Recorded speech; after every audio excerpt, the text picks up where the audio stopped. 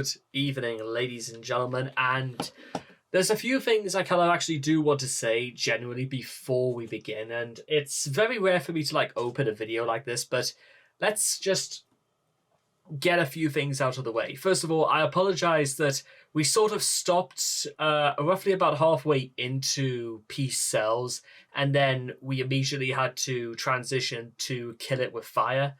The only reason why I did that is because I was hopelessly behind, and quite frankly, my life was slowly falling apart all around me. And actually, to be honest, even as we speak right now, there are certain things that I feel like are just spiraling out of control in my head. Because, to be honest, ladies and gentlemen, I feel like I've sort of embraced something that's changed in my life, but as a result, my life has spiraled almost so completely out of control that I need to sort of regulate an entire day, possibly a Sunday evening, specifically just to chill and play heavy metal all night long. So, as of right now, I'm pursuing doing these videos as almost like a form of therapy. This is my release. This is my way of just turning off all the shit that goes on in my life, and it's not really anything too bad or nothing I can't handle, but it's not the most pleasant of situations to be in currently, but I will find a way through it. There are actually, and here's the thing I just want to emphasize to you guys, is that whenever in life you encounter a very unique problem or a very unique situation you find yourself in, you have to first automatically assume that the solution to the problem is 10 times easier than it would ever be, or you would ever give credence to the idea that it could be so simple. In fact, to be honest, it's so simple that it's quite frankly almost stupid. But that doesn't mean to say it's not without going out of your way to try and make things better. I mean, currently, as I'm sitting here right now, wearing Five Finger Death Punch, ready to listen to Megadeth, I have to almost kind of remind myself as to, and maybe this is more like just a coincidence of the placement of this song, because this song was what I was always going to come to next. But also, for those that will know that I have a bit of history with this song, but we'll get to why in a second. Now, the second thing I wanted to say is that, as I mentioned on Instagram, on Twitter, and in my community tabs, one album we definitely will be covering, and maybe I'll make it a point to cover it in October, is the album Death Perception by Durham-based metal band Creek. And the reason why we're doing it is because, and I think I may have mentioned this before, but their lead guy is going out with my sister, and they all just came back from touring in Liverpool. And I wanted to make a point of this because they even, if you open this up, they even made a mention to actually mention my sister in the special thanks when you open up the case. Also, all the lyrics to the songs are written inside the little booklet inside, so there's no real reason why we can't get to that. And you better believe it, I will be coming to it, because I remember it was Eyes Without a Face was the first thing I listened to with Creek, and fortunately, it's not on the album, but that means I get to taste everything else that they've got to offer. So that should be pretty exciting. And finally, there's just this to say, and it's about my history with this song. Now, to this day, ladies and gentlemen, I will admit, and I've listened to maybe about 40, or maybe it's roughly 35 or 40 Megadeth songs in my life, but I absolutely will admit that I think this is my personal favorite. Now, there may be something that comes along that might change that. I know a lot of things on Countdown to Extinction. Is it Countdown to Extinction, or it might be a Symphony of Destruction? Well, actually, ironically, that there are so many personal favorites on that album. Sweating Bullets, Foreclosure of a Dream, Symphony of Destruction, Countdown to Extinction. I think some of their personal bests are on that album, including, well, a lot of their personal bests are also on Rust in Peace. But I will admit that I love what they actually did with Peace Sells anyway, because there's not one bad song on this album. Absolutely no way. I mean, Wake Up Dead has a mood. The Conjuring has another very distinct mood. Peace Sells has a comic feeling, like a comedic feeling to it that absolutely like slaps. And Devil's Island has a beat. It has a tempo. It has attitude. And Good Morning Black Friday has, in my opinion, a cacophony of everything mentioned before, all jam-packed into one. So with all that being said and done, with that unusual, very lengthy introduction out of the way, if you guys want to check out the original video for yourselves, links will all be in the description down below. And this one is for anyone out there who is going through personal hardship, personal strife. This one is for you. So, in 3, 2, 1, and... Actually, I got it.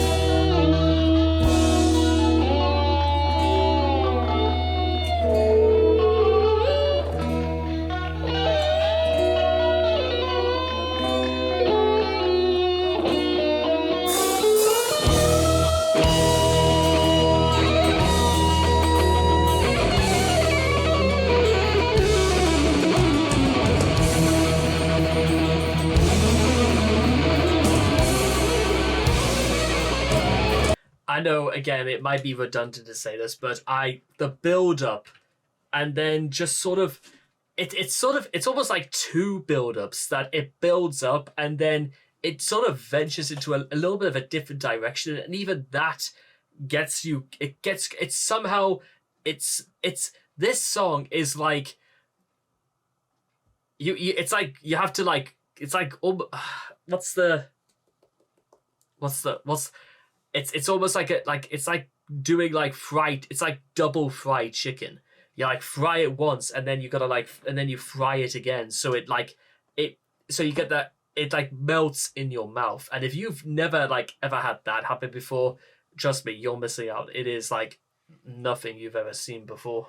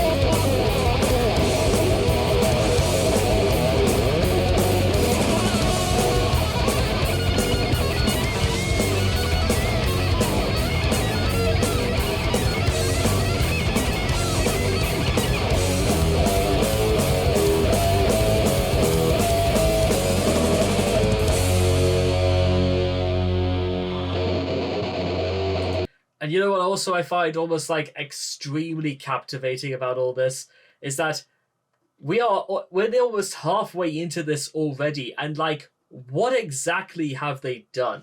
They've gave us basically 3 mini solos. They haven't really said all that much apart from Dave complaining that he's come over sick for some reason. And now it's almost like the reverse of what we've come to expect out of this album so far. Is that everything starts off, and it's like, if you compare this to Wake Up Dead, it starts and in 18 seconds we get the first solo. But in those first 18 seconds, you know every single thing you need to know. It's about Dave literally coming in from drinking all night at 4 a.m, and now he's got to avoid waking up the wife. And here, you don't really know what is happening. You don't know what's going down, and it keeps you suspended in thin air. And now the air is about to become thin when you find out what's lurking below.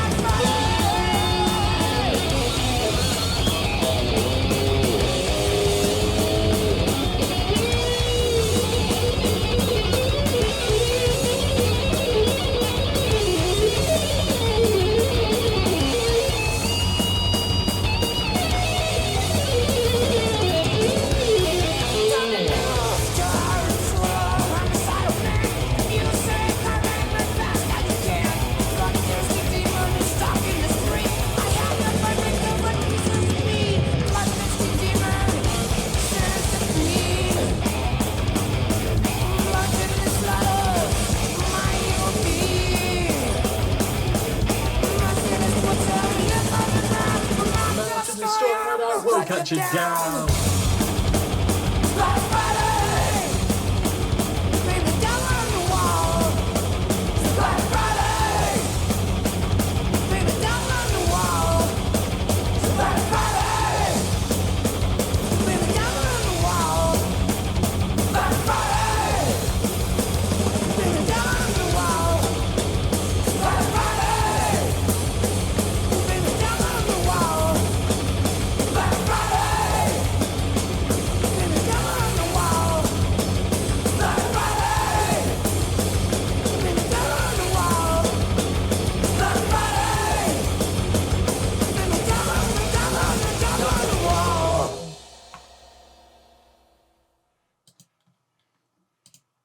Yeah, I will admit, yes, I still think this is my favorite Megadeth song of all time.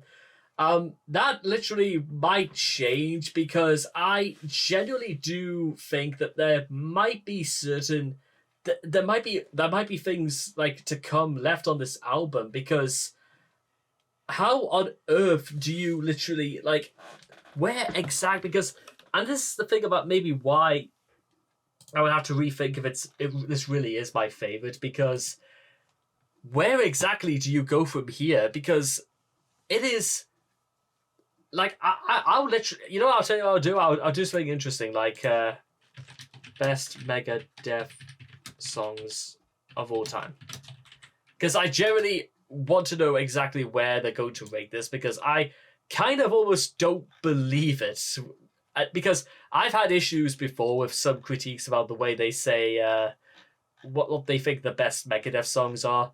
Let's see. I'm literally going through this, and I'm not necessarily going to say 100%, and the entire site's down. Fantastic. So I don't particularly know, but you know what? There's probably going to be plenty out there. I know that's downright quite a lot of people will probably say something like Tornado of Souls might be the best Megadeth song. I don't quite know if Tornado of Souls is like... I mean, I'll tell you exactly what this has got me in mind to do. I had it in mind round about Christmas time to do like every single Metallica song ranked from worst to best. And then possibly the next year I wanted to do something like every Beatles song ranked worst to best. And then maybe it'll be something like Tool or possibly Iron Maiden. But Megadeth is actually going to be quite hard, because there are so many things to love. It's like, if you are genuinely an enthusiast of wanting to learn how to play the guitar, play the bass, do drums, to write for music, then Megadeth, they rally on violence, ceaseless destruction, death, torment, strife. They indulge in this sort of material, and sometimes you might think it can leave some of the things feeling a little bit like redundant or a little bit shallow, but no, they glorify in it. They bathe in this. And Good Morning Black Friday it's subversive. That is why I absolutely love Good Morning Black Friday. It is subversive greatness. It leaves you waiting, and then it doesn't disappoint. It is the equivalent of waiting 20 minutes in a restaurant for the single greatest meal of all time. You don't particularly mind the wait too much, because it lets you wait long enough so that you can just savor the meal without thinking, thank goodness I've got something to eat. It doesn't leave you feeling, like you don't get your fair share, or you don't skip out on the quality. And this is quality, if you ask me. And I certainly hope I've left a pretty good impression myself, and it's hard to believe as well we're more than halfway into this, and there might even still be the best to come, so we will wait and see. So I hope all of you guys at home have enjoyed Good Morning Black Friday for like the 4th time now, and I cannot wait to see all of you guys again in the next video. Take care, and bye-bye for now. Hey champ, glad you could make it to the end of the video. I'm super glad you cared this much. If you could do me a great favor and like this video and subscribe to my guy right here. He didn't want to say it himself because he knows I say it way better. Till next time. Mwah!